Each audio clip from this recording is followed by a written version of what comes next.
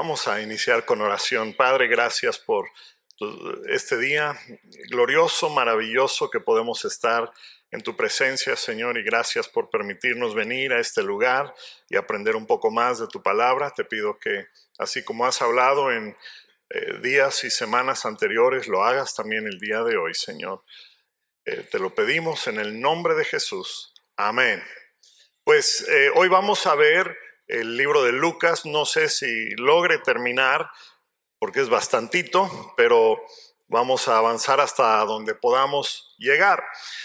Y como hacemos en cada clase, vamos a hablar un poquito acerca del contexto en este caso, del Evangelio de Lucas, un poquito del autor, y después vamos a tocar algunos puntos interesantes en lo que él escribió. Y es importante entender o pensar o tener la idea de que Lucas es como una especie de paradoja, porque lo que conocemos de Lucas lo conocemos muy bien y no aparece en ningún otro libro o ningún otro evangelio, pero lo que comparte Lucas con otros evangelios, no conocemos la versión de Lucas, conocemos la versión de los otros evangelios, y eso es algo que ocurre muy a menudo.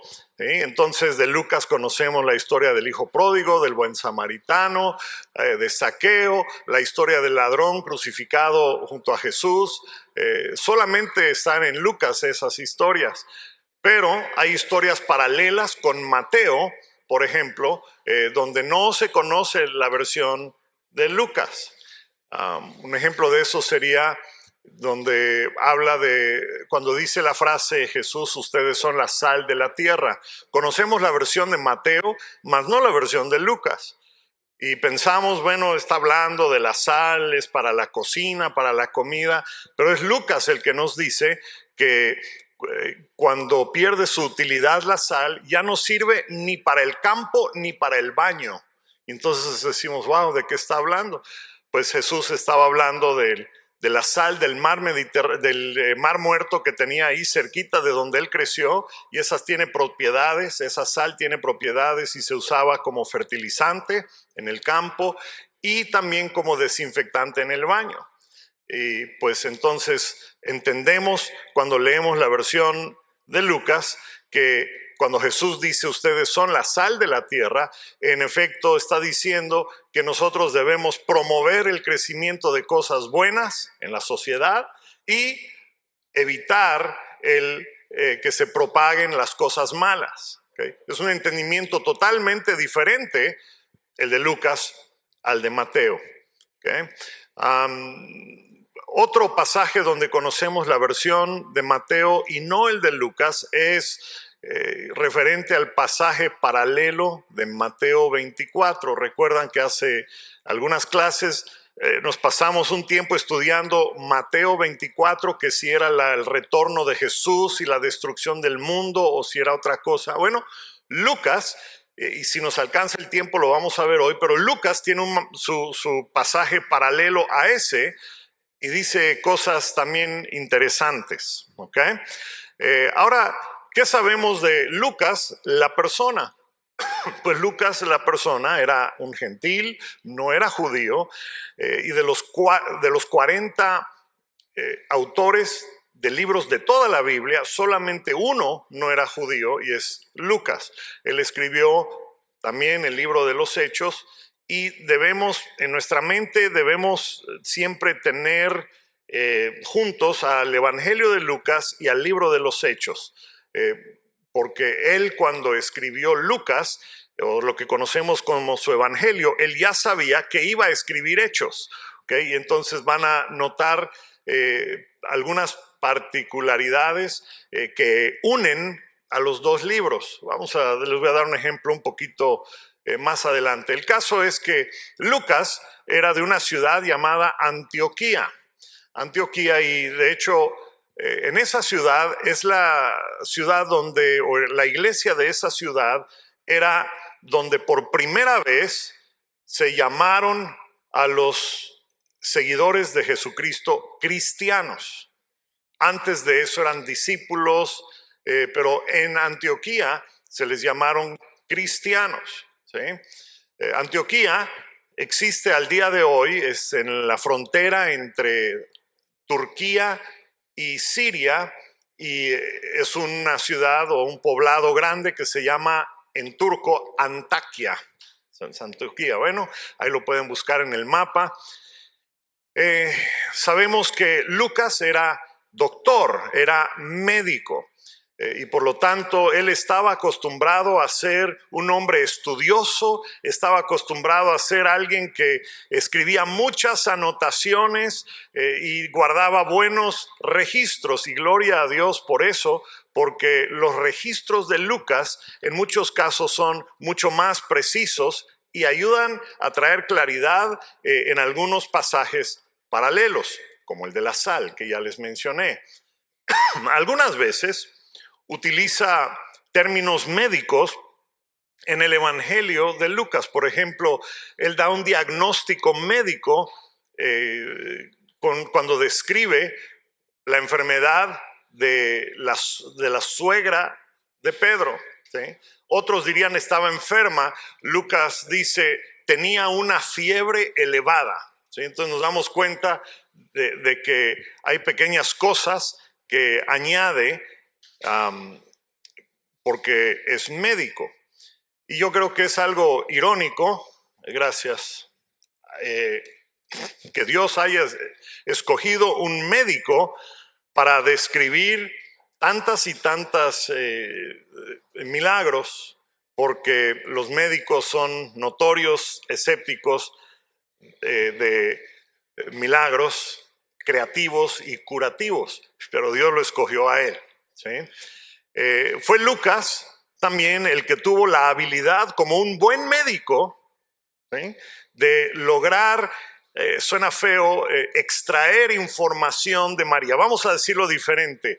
Su calidad de buen médico logró darle la confianza a María de decirle cosas que no le había dicho a nadie más. ¿Recuerdan en los otros evangelios, siempre que pasaba algo con María y pasaba algo con Jesús, dice la Biblia, y ella guardó esas cosas en su corazón? Bueno, todo lo que traía guardado en su corazón se lo contó a Lucas, ¿sí?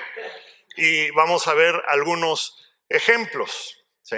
Por ejemplo, Lucas narra cómo fue la visita del ángel a María, la concepción, el parto, o sea, cosas donde nada más estaba ella, ¿sí?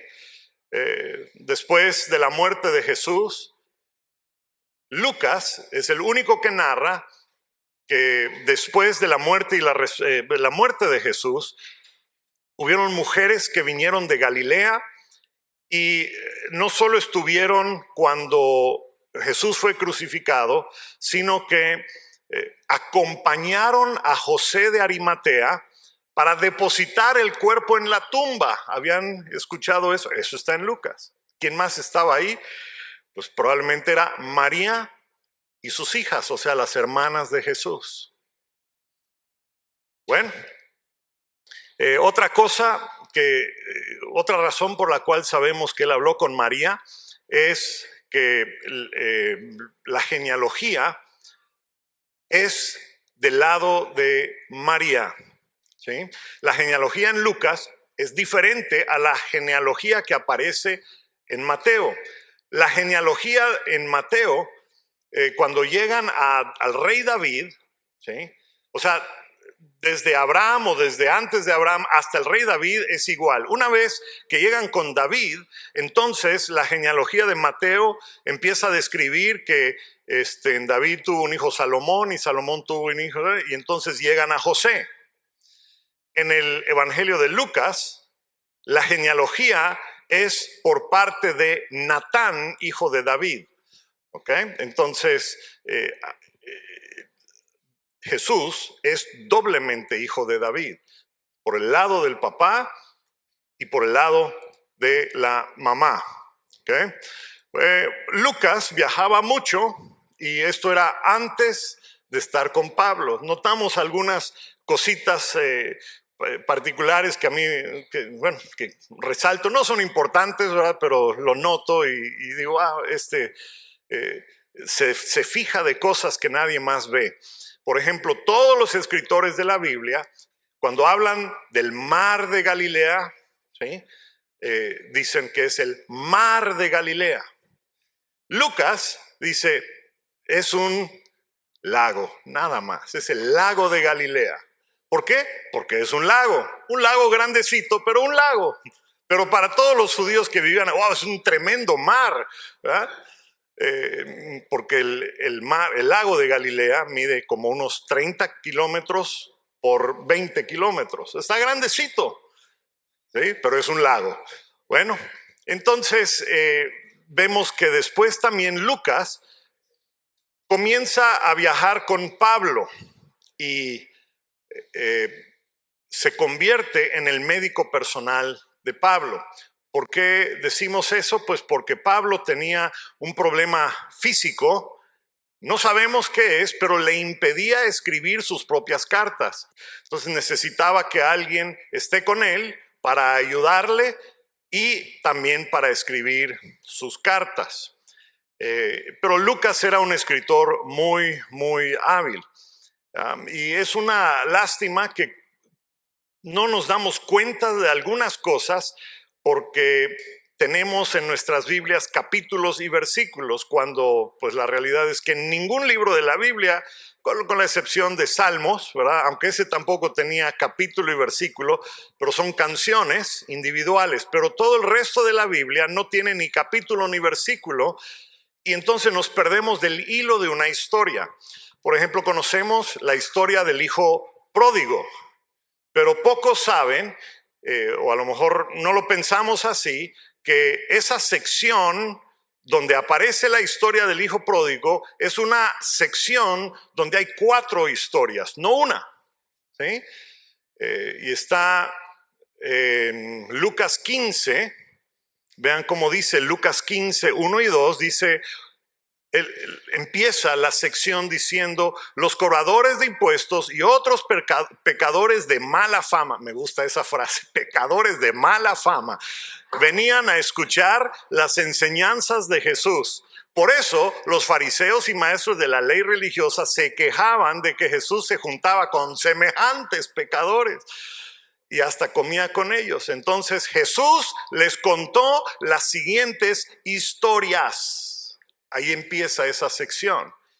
Y entonces tenemos los pecadores de mala fama por un lado y los fariseos y maestros de la ley religiosa por otro lado. Y Jesús cuenta 4 historias que tienen que ver con esos 2 grupos de personas.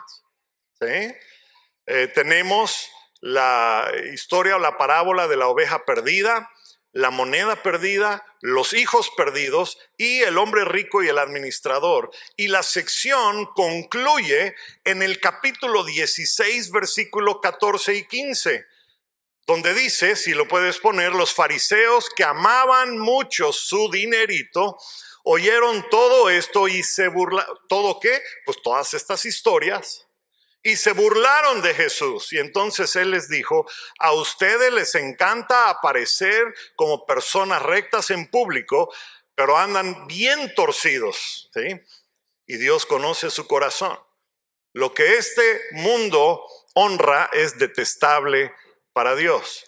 Así que Lucas pone la escena que comienza con lo que nosotros conocemos como Lucas 15:1, termina Lucas 16:15. ¿Ok?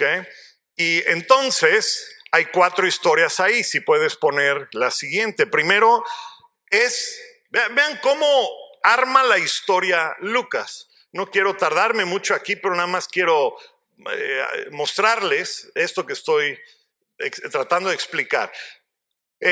Primero está la oveja perdida que se apartó del redil. Pero una oveja que está perdida y que se aparta del redil, sabe que está perdida, voltea a ver y ve que no hay nadie y empieza a llorar. La segunda historia es la moneda que se pierde en la casa. Una moneda no sabe que está perdida porque es un artículo inánime. La tercera historia es la de los hijos malos. Y el primer hijo es como la oveja que se pierde. Se va lejos del redil, lejos de casa y sabe que está perdido. Pero el segundo hijo, el mayor, es como la moneda que se queda en casa y se pierde en casa y no sabe que está perdido.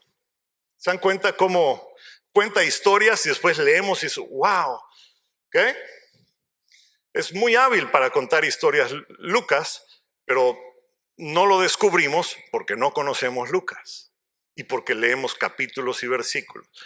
Bueno, ¿qué más puedo decir de Lucas? Era médico, era escritor, pero sobre todo era un evangelista. Quería ganar a todo el mundo para el Señor, pero no era un conferencista, no era predicador, él lo hacía con la pluma. La pluma a través de lo que escribía para el apóstol Pablo y la pluma de lo que él escribió. Ok, ¿a quién fue escrito Lucas? Pues Lucas no fue escrito para inconversos en general, fue escrito para una persona en particular. ¿Sí? Entonces, vemos desde el inicio que Lucas, si quieres poner Lucas 1, desde el inicio, Lucas dice, me he puesto a corroborar desde el inicio esta información y he decidido escribírtela de manera ordenada. ¿Sí? Vean cómo dice, muchos han intentado hacer un relato, porque aquí probablemente está hablando de Marcos y de Mateo. Muchos han intentado, hermanito, pero no está muy ordenado, está muy... ¿ok? Entonces leemos entre líneas. Él como médico, como científico, como persona acostumbrada a hacer las cosas ordenadas y todo lo demás. Bueno, muchos han intentado hacer un relato de las cosas que se han cumplido entre nosotros, tal y como nos las transmitieron los que desde el principio fueron testigos presenciales, testigos oculares y servidores de la palabra. Por lo tanto, yo también, excelentísimo Teófilo, habiendo investigado todo esto con esmero, desde su origen, miren, él está investigando todo esto como si fuera un virus que está ahí bajo el microscopio, eso hizo. Investigando todo esto con esmero desde su origen, he decidido escribírtelo ordenadamente. O sea, que está diciendo que los otros escritos no estaban ordenadamente escritos. ¿Para qué? Para que llegues a tener plena seguridad de lo que te dijeron o te enseñaron o te mostraron. ¿Okay? Bueno, aquí tenemos a Teófilo, pero no solo es Teófilo, sino es excelentísimo Teófilo. Y excelentísimo es en realidad un título. Y vamos a ver, cuando veamos el libro de los Hechos, voy a adentrarme en quién pienso yo que es Teófilo, pero para que vean que hay un orden y hay una continuidad. Hechos 1 comienza de la misma manera, dice, estimado Teófilo, Hechos 1:1 dice, en mi primer libro me refería a todo lo que Jesús comenzó a hacer y enseñar. O sea, aquí vemos que Lucas escribe también a la misma persona una segunda parte de lo que escribió en lo que conocemos como su evangelio. Entonces, él escribe 2 tomos de la misma historia, primero de la vida de Jesús y después del crecimiento de la iglesia y de las acciones y enseñanzas de los discípulos, o así es como a veces entendemos Hechos, pero les voy a probablemente cambiar la manera en que entendemos Hechos cuando veamos Hechos. El caso es que no quiero hablar más allá el día de hoy, pero hay una continuidad y hay cosas que unen a Lucas con Hechos. ¿Sí? Por ejemplo, en el caso de Lucas, 3 pronunciamientos respecto a la inocencia de Jesús hechas por un funcionario romano. ¿Sí? En el caso de Jesús es Poncio Pilato, 3 veces dice él es inocente, él es inocente, él es inocente, hasta que dijo, bueno, no importa, vamos a matarlo. ¿Sí? En el libro de los Hechos hay 3 pronunciamientos de la inocencia de Pablo por personas romanas, por funcionarios romanos, por jueces. ¿sí? En el libro en el libro de Lucas nunca hay fricción entre Jesús y los romanos. En el libro de Hechos nunca hay una fricción entre Pablo y los ciudadanos romanos ni los oficiales romanos, ¿sí? En ambos libros son los judíos los que se oponían a Jesús, y en Hechos son los judíos que se oponían a Pablo, ¿okay? No voy a dar más información. En un par de semanas tal vez vayamos a ver este libro. Nada más quiero que vean que hay elementos que unen a estos dos libros, ¿sí?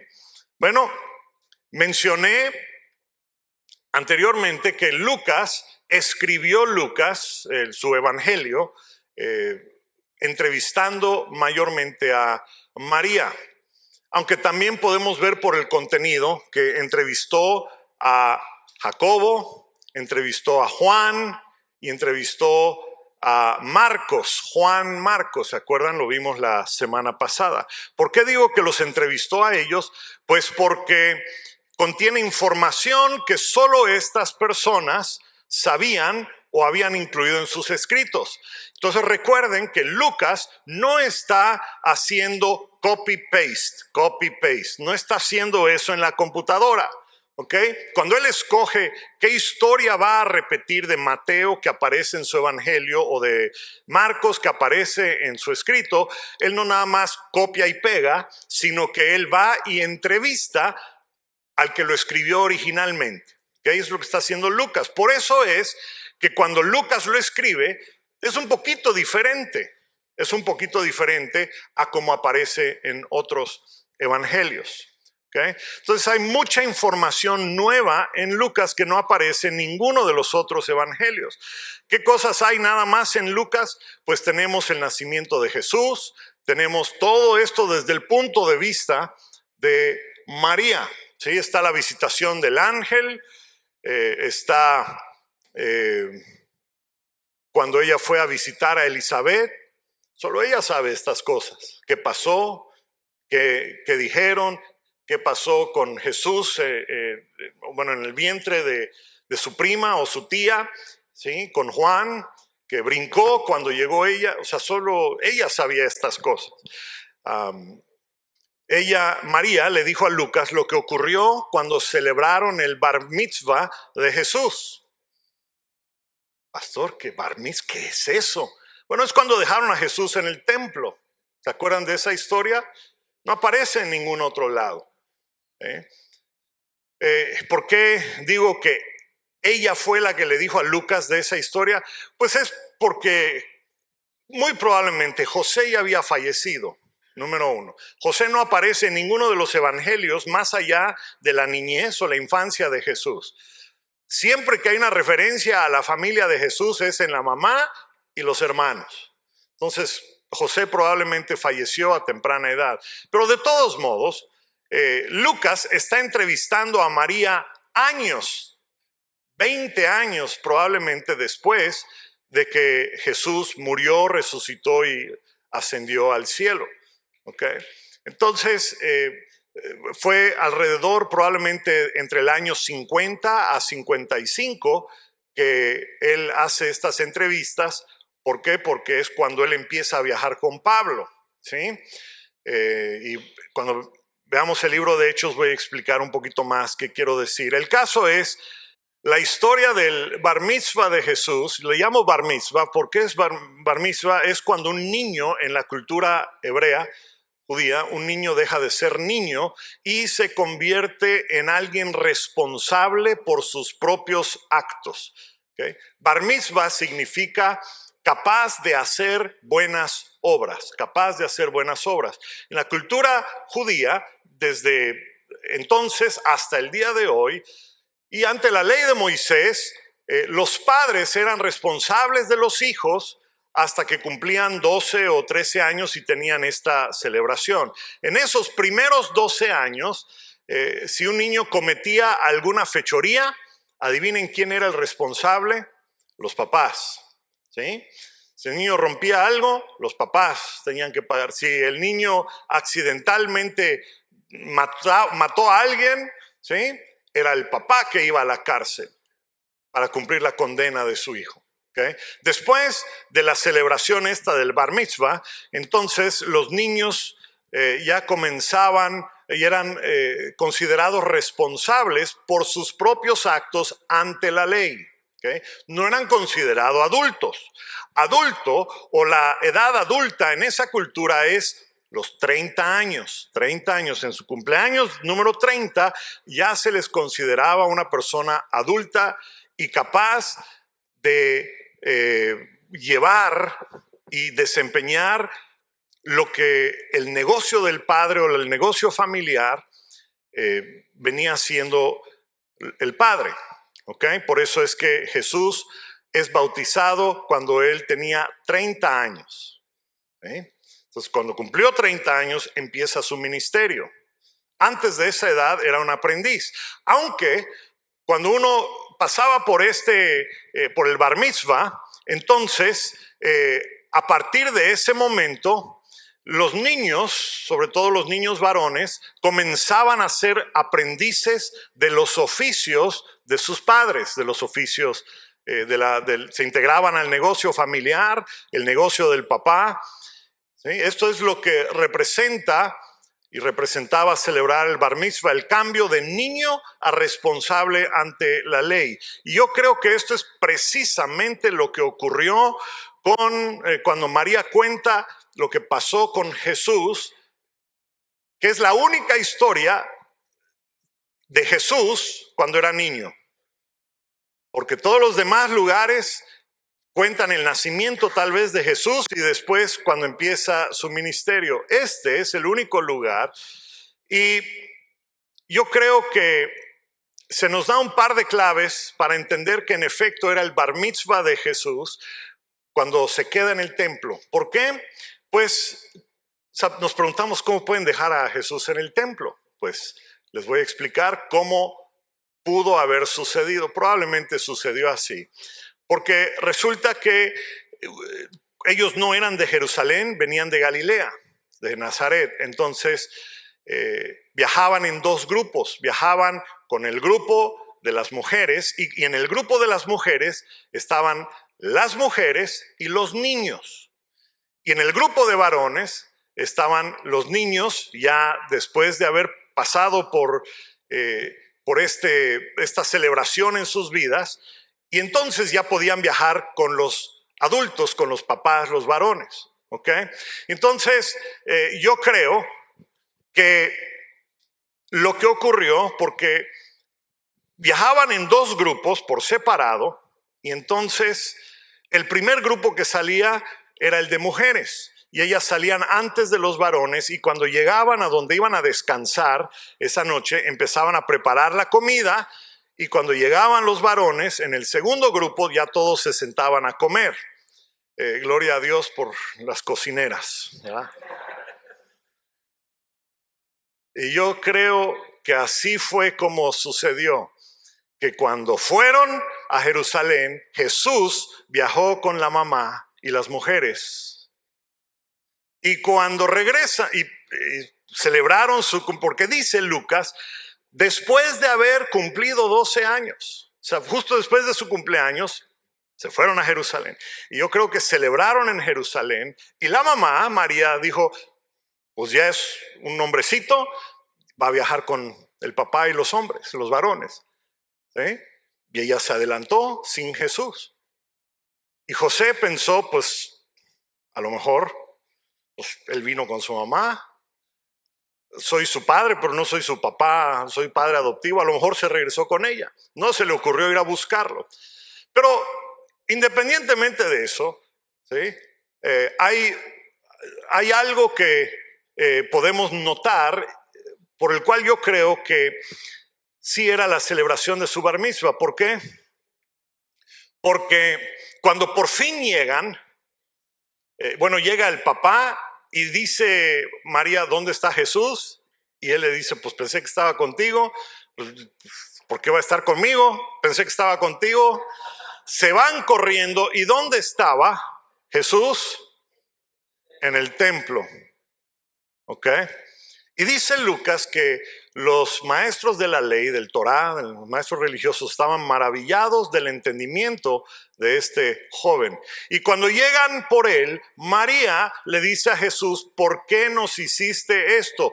Tu padre y yo, tu papá José y yo, te hemos estado buscando. ¿Y cuál fue la respuesta de Jesús? Pon la respuesta de Jesús, Lucas 2. Dice: sí, mi papá, estoy en los... Es necesario, ya cumplí la edad suficiente y voy a empezar los negocios de mi padre. ¿Entienden cómo es esto? Pero Jesús está diciendo: no mi papá José, mi padre. Y María guardó esas cosas en su corazón.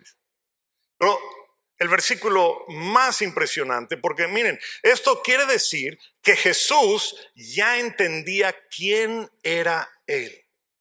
Él ya entendía que era hijo de Dios.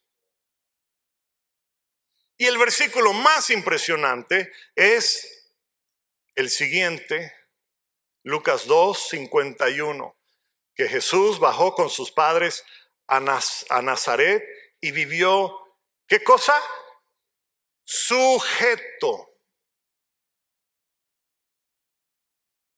Chamaco de 12 años que acababa de celebrar su cumpleaños especial, que sabía que él era hijo de Dios, vivió sujeto a José. Interesante. Bueno, ¿qué más puedo decir?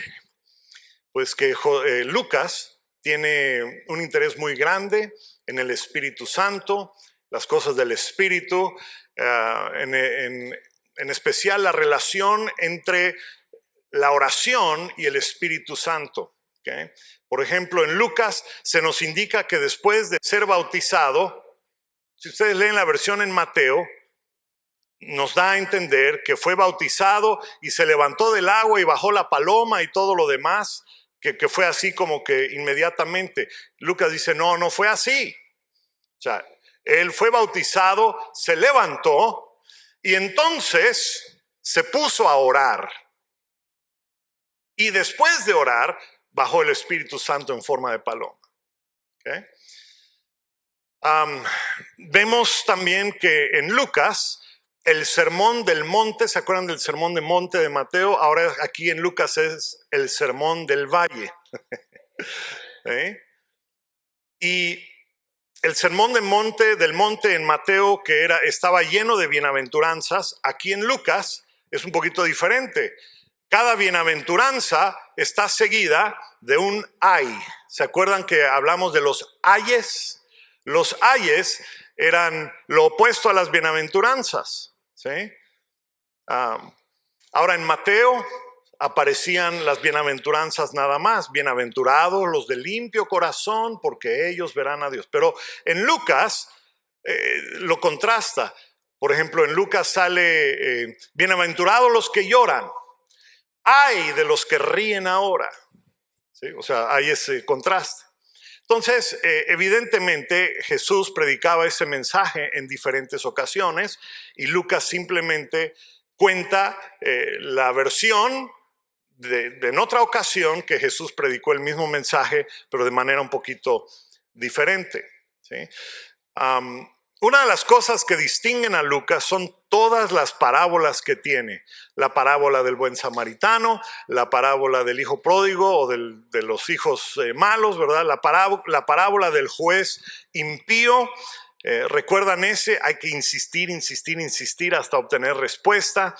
La parábola del fariseo y el publicano, la parábola del vecino que fue a la medianoche a pedir pan. Y tocó hasta que recibió respuesta. Y Jesús dice: así es como recibes el Espíritu Santo. Sigues golpeando a la puerta de Dios hasta que recibes el Espíritu Santo. Si ustedes que son malos saben dar buenas cosas a sus hijos, ¿cuánto más su Padre les dará el Espíritu Santo si ustedes continúan pidiéndoselo? La diferencia. Bueno, Después está la parábola de la higuera estéril, el administrador injusto, la parábola de Lázaro y el hombre rico. Por cierto, esa parábola de Lázaro es la única parábola que contiene el nombre de un protagonista o de una persona, lo que nos hace pensar que a lo mejor Jesús tomó la historia de una persona de la vida real para armar esa enseñanza y esa parábola. La parábola de los dos deudores aparece en Lucas. Hay una gran cantidad de historias de personas en el Evangelio. La prostituta que unge los pies de Jesús, y Jesús dice, ella me ama mucho porque ha sido perdonada de mucho. Los que no han sido perdonados de mucho, no me aman mucho. Está el incidente de la mujer que tocó el borde del manto de Jesús, la historia de Marta y María, que una era cocinera y la otra se quedaba a los pies de Jesús, la historia de Zaqueo, la historia de los 10 leprosos, de los cuales solamente uno regresa a agradecer a Jesús. Está la historia de los 2 que fueron crucificados junto a Jesús, la historia del camino, o sea, historia, que no aparece en ningún otro lugar. Son únicas en el Evangelio de Lucas, ¿sí? Entonces, podemos ver que a Lucas le interesan las personas, pero le interesan 6 tipos de personas en específico a Lucas. El primer grupo de personas en los que demuestra interés Lucas son los samaritanos.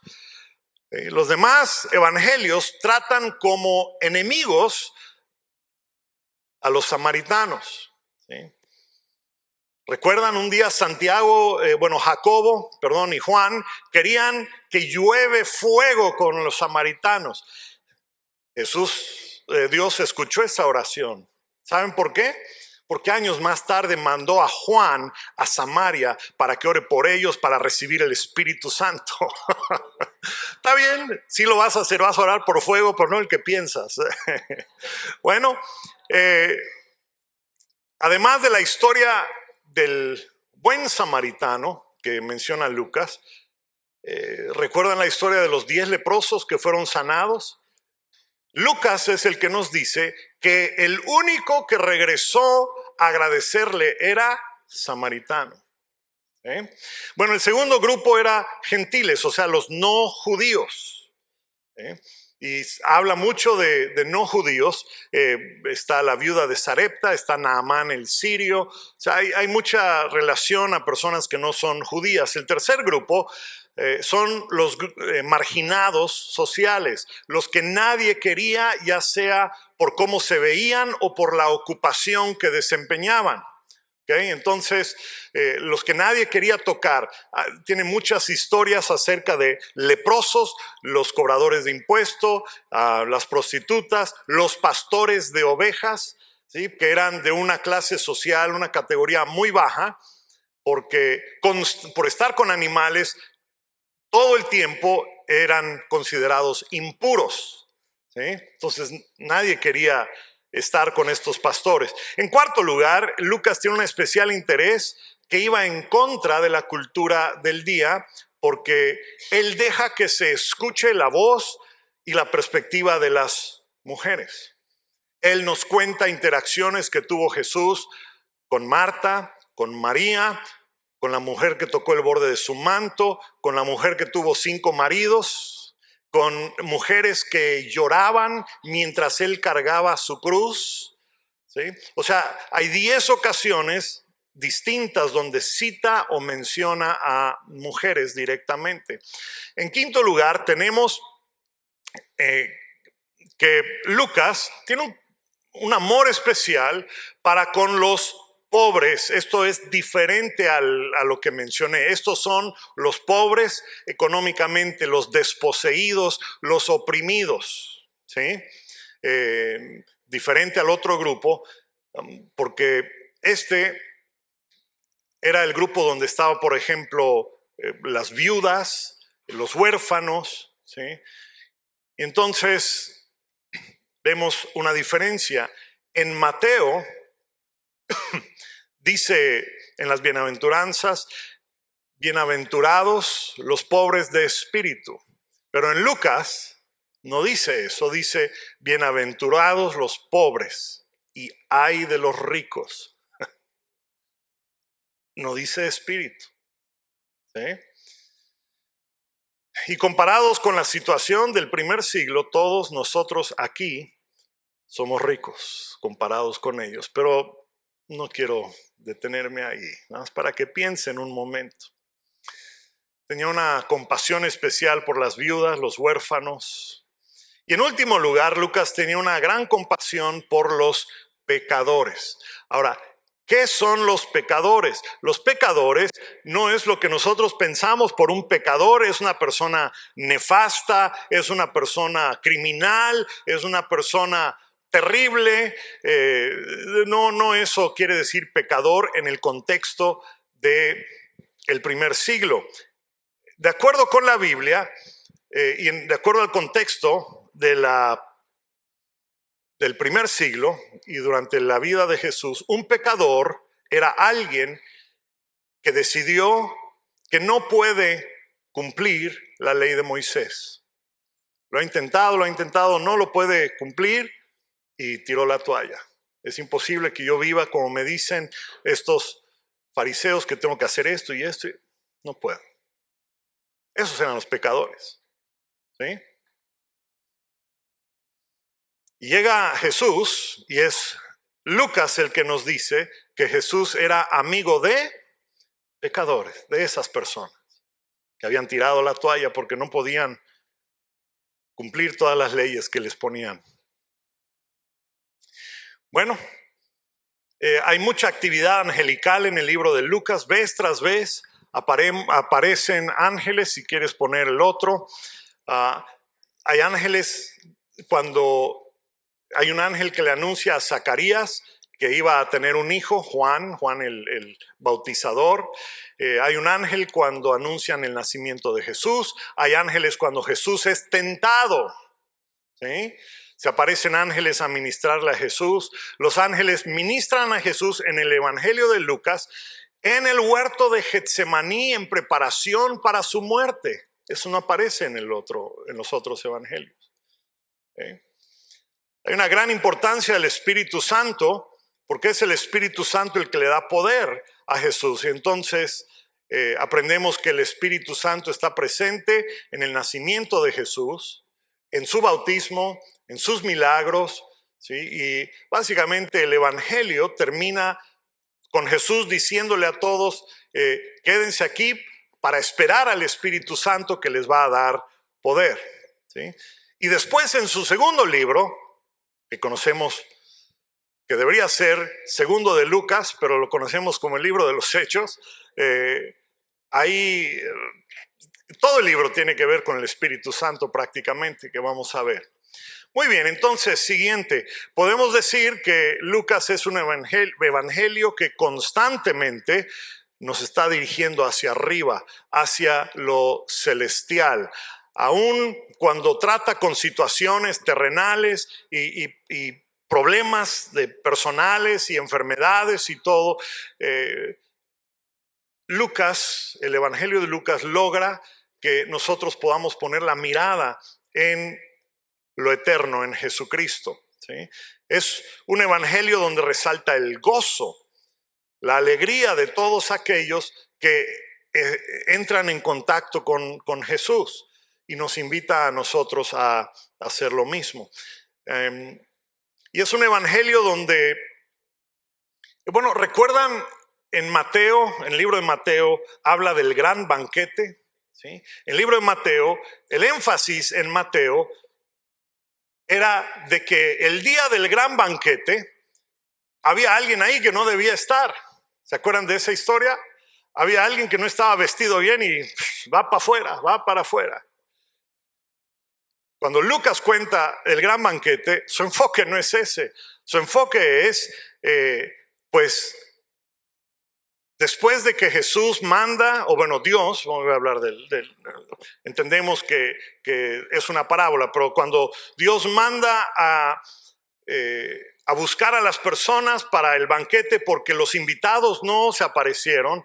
Entonces salen todos y regresan y dicen, todavía hay lugar en el banquete. Y entonces el rey les dice, vayan más lejos, a los lugares recónditos, inhóspitos, busquen detrás de cada árbol, levanten toda roca. Vean cómo dice Lucas 14:23, dijo el amo, ve por los senderos, detrás de arbustos, a cualquiera que veas, insístele que venga, ¿para qué cosa? Para que la casa esté llena. Ese es el deseo de Lucas. Él quiere que la casa esté llena. Debería ser nuestro deseo también. ¿Sí? Bueno, pues con el poco tiempo que me queda no me va a alcanzar. Tengo que decidir si trato con este tema ahorita o la próxima vez. Bueno, vamos a tomarnos unos breves minutos. La vez pasada, o bueno, cuando vimos Mateo, llegamos a Mateo 24, ¿sí? Y vimos que Mateo, bueno, se los vamos a poner para que lo lean. De nuevo puedes poner Mateo 24, creo que lo incluí. Ahí está. Cuando Jesús salió del terreno del templo, sus discípulos señalaron diferentes edificios. Ven todos los edificios, van a ser demolidos, etcétera, etcétera. Y entonces los discípulos les dicen, ¿cuándo sucederá todo esto? ¿Qué señal marcará tu regreso y el fin del mundo? Tuvimos una pequeña discusión o enseñanza de qué en realidad significa eso. Si no viste, no estuviste y no viste esa porción de la clase, te invito a verlo. Es la segunda clase del Nuevo Testamento, donde vimos este tema. El caso es que Lucas tiene un pasaje paralelo. Un pasaje paralelo es un pasaje que se repite, que está también en otro evangelio y es un poco diferente. Ahora, cuando leímos y estudiamos este pasaje, dijimos que en efecto esas palabras regreso, fin y mundo están mal traducidas, porque debería decir manifestación, conclusión de la era. ¿Se acuerdan que dije eso? Entonces dije, bueno, si lo entendemos de esa manera, entonces vamos a llegar a la conclusión de que Jesús está respondiendo literalmente la pregunta de los discípulos. ¿Qué pregunta le hicieron los discípulos? Pues, ¿cuándo se va a destruir esto? ¿Cuándo va a pasar esto que nos dices? Y Jesús les contesta literalmente, y eso ocurrió en el año 70. Lucas cuenta la misma historia y vean, y él añade algo diferente. Una información que no es que lo contradiga, simplemente añade algo que nos hace entender mejor el pasaje, pero como no conocemos la versión de Lucas, nos quedamos con Mateo. Pero quiero que vean cómo dice Lucas. Dice, algunos de sus discípulos, misma historia, ¿okay? Algunos de sus discípulos comenzaron a hablar acerca del templo con su majestuosa arquitectura de piedra, decoraciones conmemorativas. Y Jesús dice, verso 6, viene el tiempo cuando todo esto será demolido por completo, no quedará ni una sola piedra sobre otra. Okay, ¿estamos de acuerdo? Es la misma historia que está repitiendo Lucas. Maestro, le dijeron, ¿cuándo sucederá esto? ¿Qué señal nos indicará que estas cosas están por ocurrir? Mucho más fácil de entender esto. ¿Okay? Aquí nadie tradujo ¿cuándo va a ser tu regreso y el fin del mundo? Aquí le están diciendo, dinos cuándo, qué señales va a haber por esto que estás diciendo. Y Jesús responde lo mismo que en Mateo 24. Van a venir muchos a engañarlos, van a venir guerras, rumores de guerras. Eso es todo. Lucas 21 dice todo eso. Dice igual que Mateo 24, terremotos, hambres, plagas, señales en el cielo, señales en la tierra, persecución.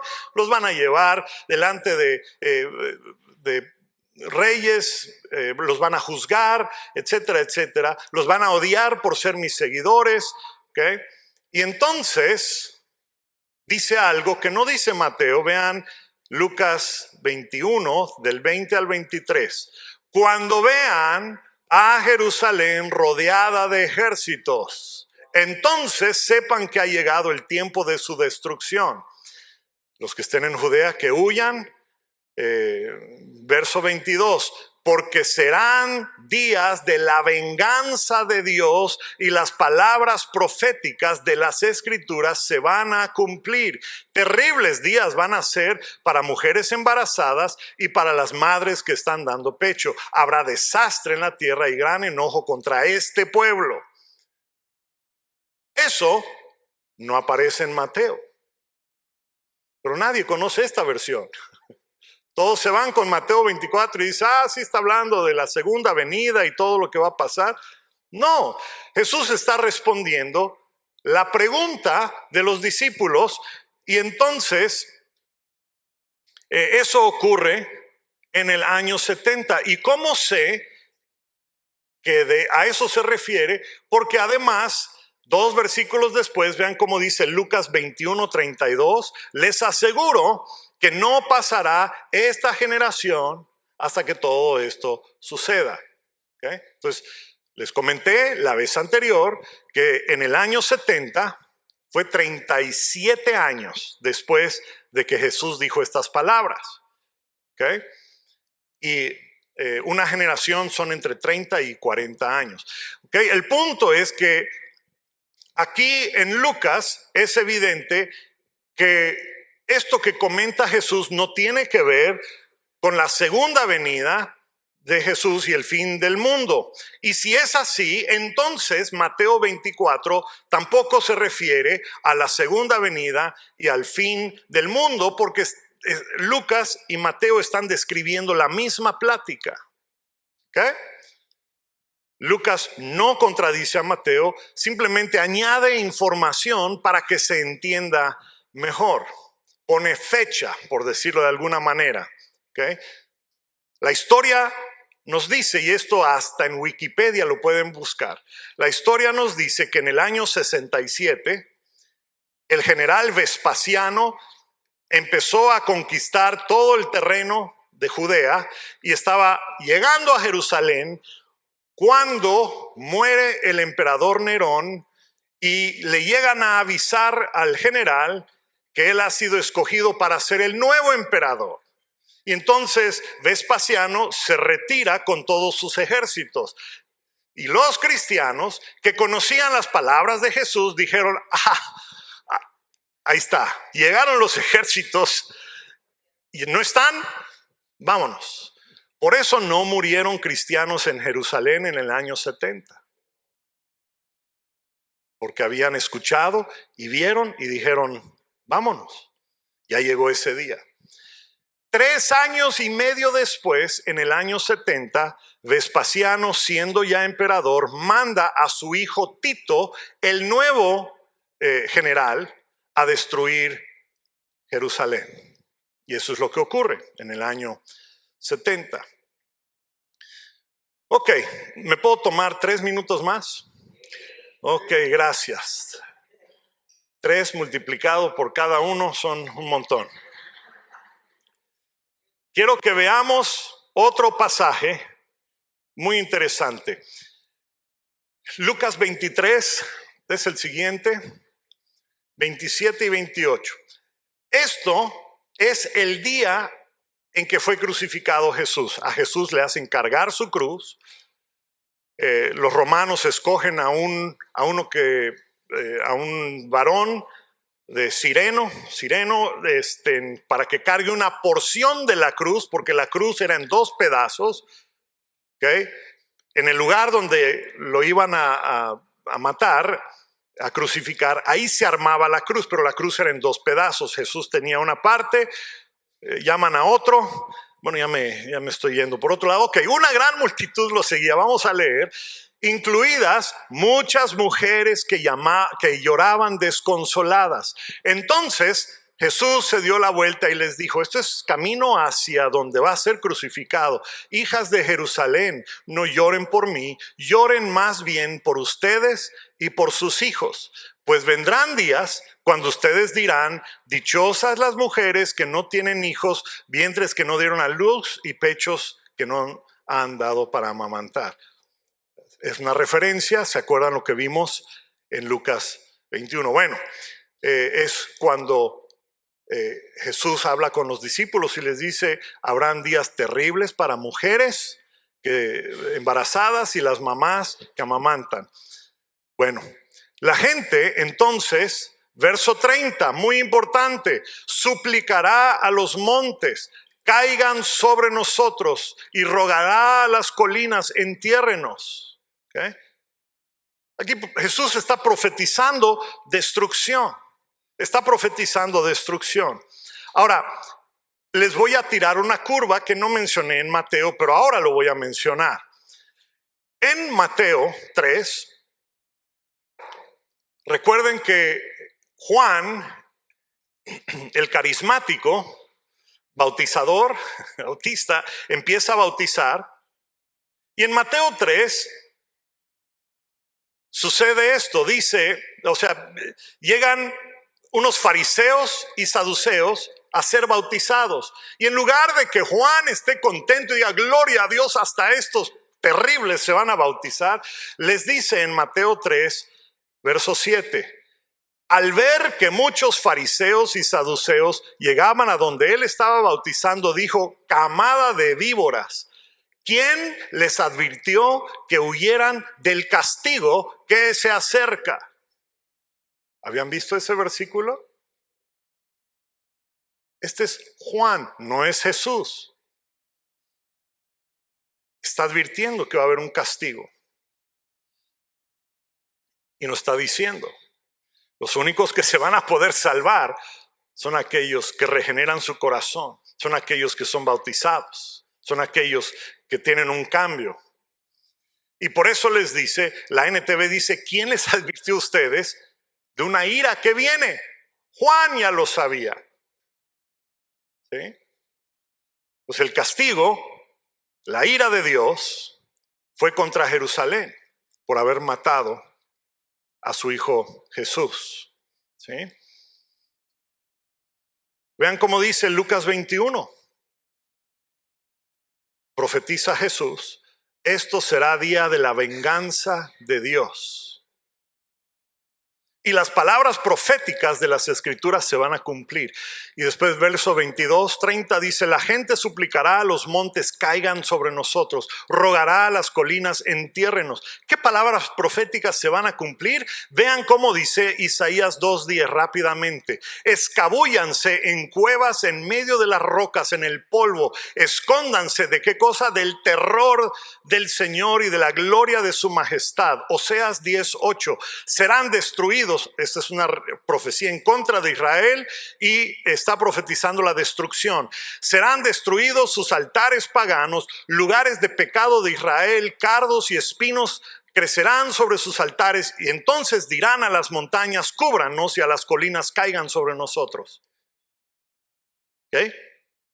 Si regresas a Lucas 21, verso 22 dice, serán días de la venganza de Dios y las palabras proféticas de las escrituras se van a cumplir. Isaías 2, Oseas 10. ¿Okay? Entonces claramente Jesús está profetizando algo terrible que estaba próximo a suceder. ¿Sí? Y Jesús dijo, la señal va a ser, porque los discípulos preguntaron cuál va a ser la señal. Jesús dijo, la señal va a ser cuando ustedes vean ejércitos. Eso fue en el año 67. Corrieron y en el año 70 fue destruida la ciudad. Ok, ahora quiero hacer una última observación. Si puedes regresar al donde es Lucas 23:30. Lucas 23:30. Dice, la gente suplicará a los montes, caigan sobre nosotros. Y rogará a las colinas, entiérrenos. ¿Okay? Entonces ya vimos que este versículo profetiza una catástrofe que iba a suceder en Jerusalén, donde las personas iban a decir: caigan sobre nosotros, cúbranos, entiérrenos. Y eso sucedió en el año 70, dentro de la generación que Jesús predijo. Ahora, último pasaje que vamos a ver está en Apocalipsis 6. Dice así: entonces las personas, los reyes, gobernantes, jefes militares, ricos, poderosos, todo esclavo y hombre libre, se escondió en las cuevas y entre las peñas de las montañas y gritaban a las montañas y a las peñas y a las rocas: caigan sobre nosotros, escóndanos del rostro de aquel que está sentado en el trono y de la ira del Cordero, porque ha llegado el gran día de su ira, y ¿quién podrá sobrevivir? Pregunto yo, ¿son las mismas palabras? La misma dinámica está sucediendo en Isaías 2, en Oseas 10, en Mateo 3, cuando Juan le dice: ¿y ustedes quién les dijo que se van a escapar de la ira que está por venir? Jesús en Lucas 21, Jesús en Lucas 23 y ahora en Apocalipsis 6. Todo cuenta la misma cosa. Y si dijimos que las profecías se cumplieron en el año 70, quiere decir que el libro de Apocalipsis no es para un futuro, es para algo que sucedió en el año 70. Vamos a orar. Padre, gracias por este tiempo en tu palabra. Te pido que esto que hemos aprendido, Señor, sea un depósito, una semilla en nuestros corazones. Y que podamos entender con claridad y seamos aquellos que escudriñan tu palabra, Señor. Gracias en el nombre de Jesús. Amén.